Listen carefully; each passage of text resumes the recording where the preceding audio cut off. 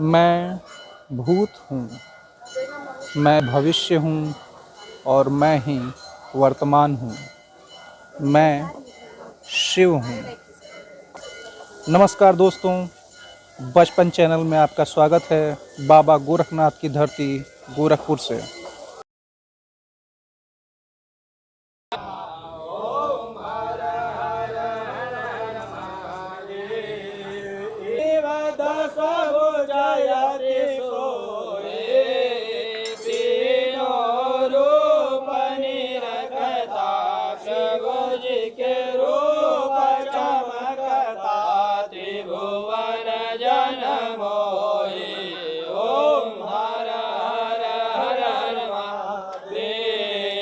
आज हम हैं महादेव झारखंडी शिव मंदिर में। लोक मान्यता है कि भगवान शिव यहाँ पे 600 साल पूर्व साक्षात प्रकट हुए थे। प्राचीन शिव मंदिर से जुड़ी हुई एक ऐतिहासिक घटना है, एक कथा है जो लोग इसके बारे में कहते हैं। बताया जाता है कि ये शिव मंदिर रामग्राम क्षेत्र के झारखंडी परिक्षेत्र में स्थित है।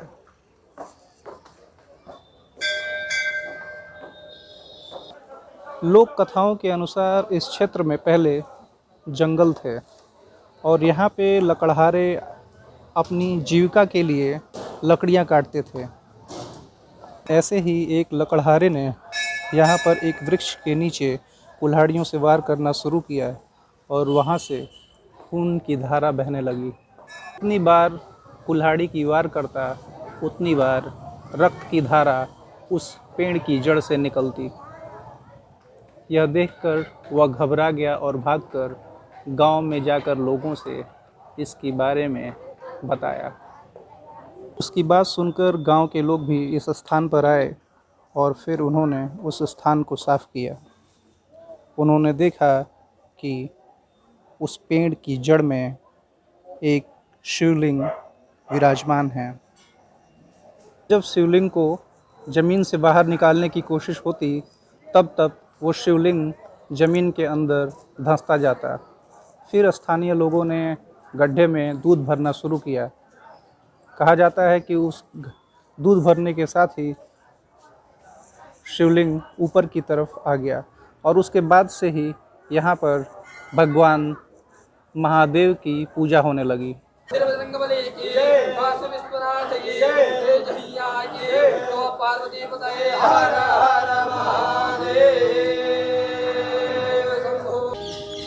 इसके बारे में एक और कहानी है कि स्थानीय जमींदार को स्वप्न में भगवान शिव ने दर्शन दिए थे और अपने प्रकट होने की घटना बताई थी, जिसके बाद अगले दिन सुबह जमींदार अपने लोगों के साथ यहाँ पर आए और उन्होंने इस स्थान की सफाई कराई और वहाँ जहाँ पर भगवान शिव का ये शिवलिंग प्राप्त हुआ।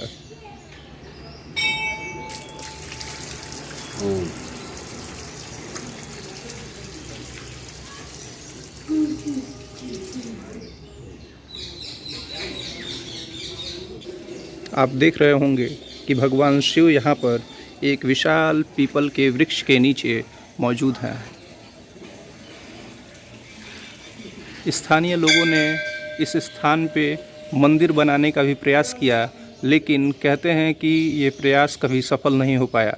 इसके बाद से इस स्थान को ऐसे ही छोड़ दिया गया और इसके बगल में एक मंदिर बना दिया गया।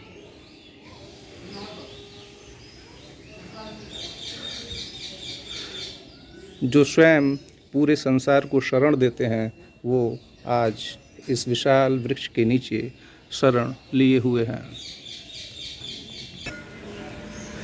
शिव मंदिर के बाईं तरफ माँ पार्वती, भगवान गणेश और भगवान कार्तिकेय विराजमान हैं।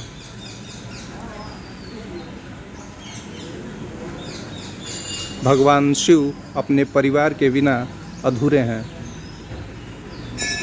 और जहाँ भगवान शिव हों और नंदी न हों, इसकी परिकल्पना अधूरी है। भगवान शिव के साथ ही नंदी भी यहाँ पे विराजमान है। मुख्य मंदिर के बाहर यहाँ पर नंदी भी विराजमान हैं और नवग्रह भी।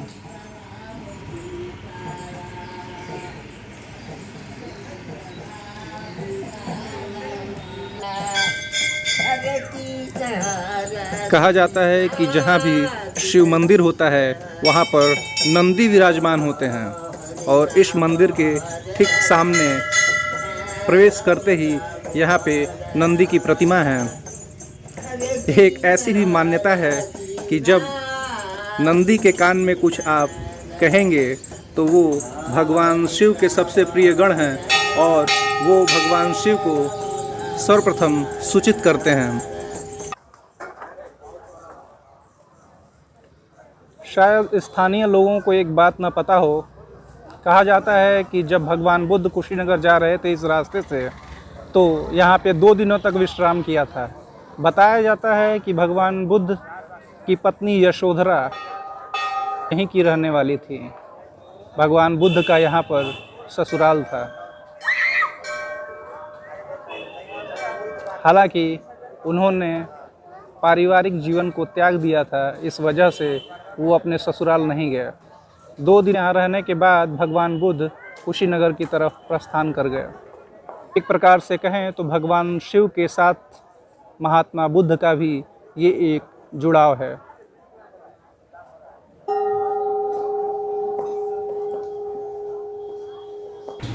मैं जीवन हूँ, मैं मृत्यु हूँ, मैं काल हूँ और मैं स्वयं महाकाल हूँ। भगवान शिव के दरबार में जो आता है उसकी मनोकामनाएं पूर्ण होती हैं और भगवान शिव उसे अपनी कृपा से अभिभूत करते हैं। इस मंदिर का हर कण महादेव का जयघोष करता है। सर्वमंगल मांगल्ये शिवे सर्वार्थ साधिके शरण्ये त्र्यंबके गौरी नारायणी नमस्तुते। लोगों की मान्यता है कि यहाँ पे जो भी सच्चे मन से मांगा जाता है भगवान शिव उसकी झोली में वो चीज़ें स्वयं दे देते हैं।